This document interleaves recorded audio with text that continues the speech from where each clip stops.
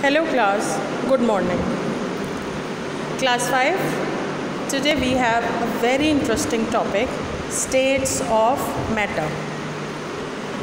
Matter is defined and understood very well. That matter is the stuff or material of which the universe is made. And you just open your eyes and think for a while that somewhere the universe is solid, hard, rigid, with fixed shape. Somewhere the universe is flowing like liquids, like oceans, like rivers, like your sweat. And somewhere the universe is air. You can blow it out. Means the universe is made up of matter which is available in 3 physical states. That's today's topic. States of matter are interconvertible phases. We are very useful with it that whenever we put water in the freezer, it freezes to ice. When we heat ice, it turns into liquid. And when water evaporates, it forms cloud. So all these physical states are interconvertible, and today we are going to understand them at their composite level, at their particular level. Now 3 states of matter are solid, liquid, and gas. I will not tell you anything about the arrangement of particles which is making solid or either liquid or a gas. You just see their structures and fix some points, put some points in your mind. What is your observation about them? Now when we proceed dealing with the properties of solids specifically. Solids are the materials with definite or fixed mass. They have fixed shape. They have fixed volume. And they cannot be compressed, as you cannot compress a bone, as you cannot compress a metal, as you cannot push the rocks, and they don't flow. They are very highly rigid and they mix almost negligibly. And when we see the particular arrangement, we see the particles are very tightly packed. So this is something which cannot be seen with an ordinary eye, with a normal eye. So this is something which is telling us the structural availability, that all of the particles making up solid are very tightly packed. There is no space between them. That's why solids are rigid. That's why solids have fixed shape, fixed volume, and a definite mass. But when we come to study the properties of liquids, the liquids have also definite mass. They have definite volume, but they take the shape of the container. Like when you pour water in a glass, it takes the shape of the glass. When you pour water in a kettle, it takes the shape of the kettle. Means it fills the kettle. And its compressibility is again negligible. We cannot compress 1 liter milk into half liter. And it can flow very easily. You see so many liquids are used in your common life, like milk, like water, like soup, like honey.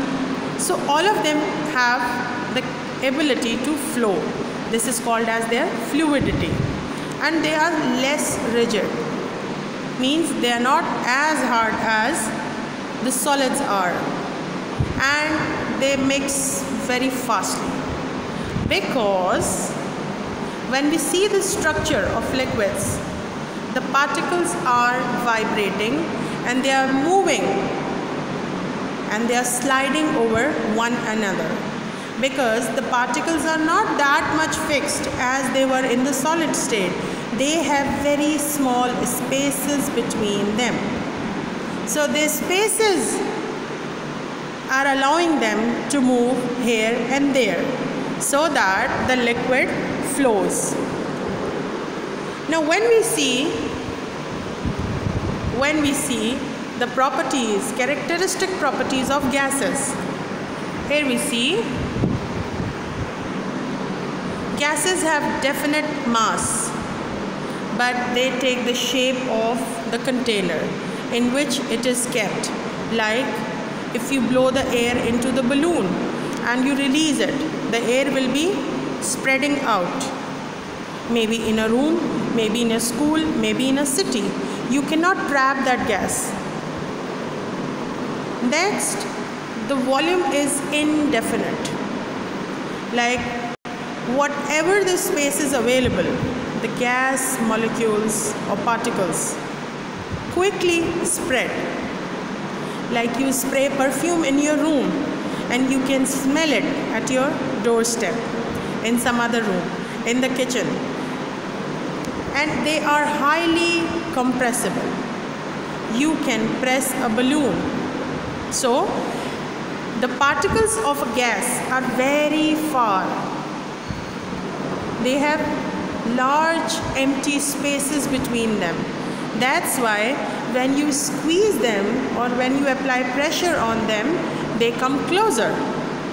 This makes them compressible, and they can flow, like we talked about them, and they can mix very fast, they can diffuse very fast, and they are not rigid. When you blow air, you don't get hurt of it because the gases are not rigid.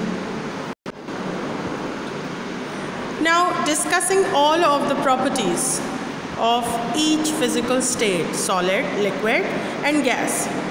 We will be seeing them if we heat them or cool them. The phases are changing. Like when we heat solids,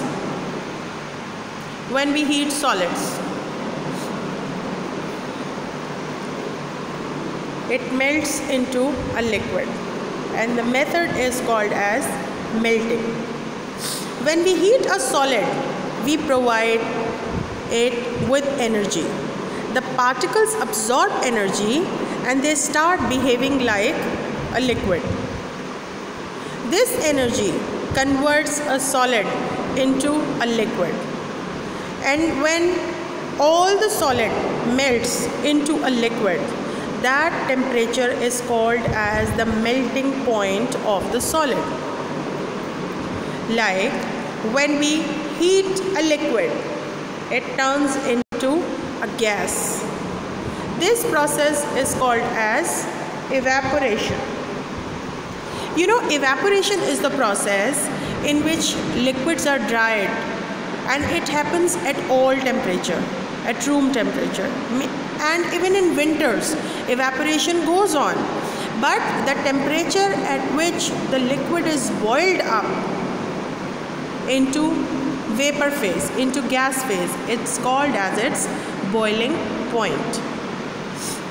Similarly, if I cool a gas, it turns into liquid. Have you seen the water droplets on a cold drink which is being served to any guest? So from where the water droplets came? Yes, it's the moisture in the air. When the gas is cooled, it turns into liquid, and the process is called as condensation. Like the rainfall is also a form of condensation. So here we learned that these physical states are interconvertible. We can revert them back. We can get back our material. So the red arrows are showing the process in which heating is done. And the blue process, the blue arrow is showing the cooling is done.